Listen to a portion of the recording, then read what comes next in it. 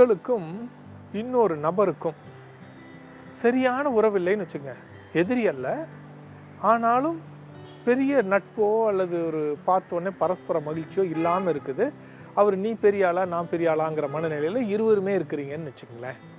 அந்த மாதிரி ஒரு சூழ்நிலையில் அந்த ஒரு விசேஷத்தில் அந்த நபரை சந்திக்கிறீங்க.